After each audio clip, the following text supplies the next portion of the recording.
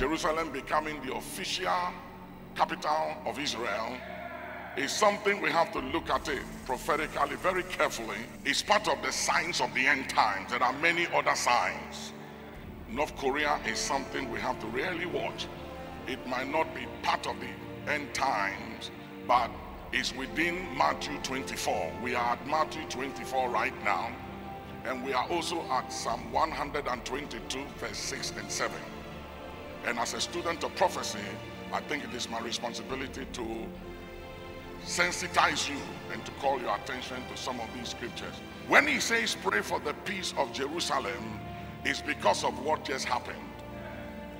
And it is not about the past, it's about now going.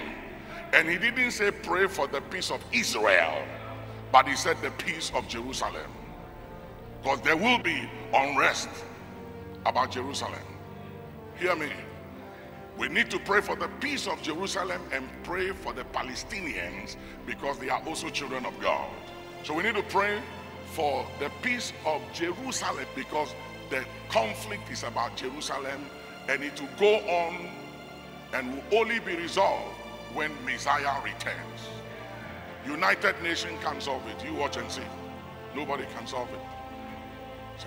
It's a very thorny issue. Pray for the peace of Jerusalem. They shall prosper that love thee. Peace within thy walls and prosperity within thy palaces.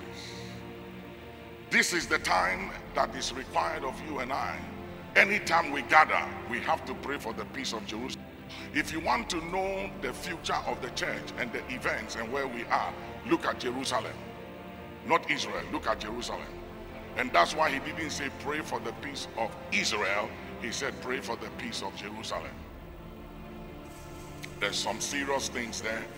And I believe that we are in Matthew 24 because in Matthew 24, he talks about the fig tree which represents Israel. And he said a generation that will see all this come to pass and the fig tree blossom shall not pass away till the coming of the Son of God.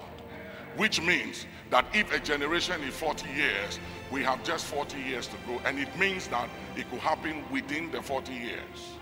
And also remember that 1948 till now is 70 years, the end of a captivity. So we have to be students of prophecy, and we have to stop trying to analyze Bible with logic and reasoning. The Bible is not a newspaper. The Bible is a spiritual manual and book that governs the affairs of humanity and the issues of humanity. And God doesn't explain himself. He says it as it is because he's not accountable to anybody. And then we have to also pray for the peace of the Middle East. The Middle East. It's a whole thing we have to be dealing with.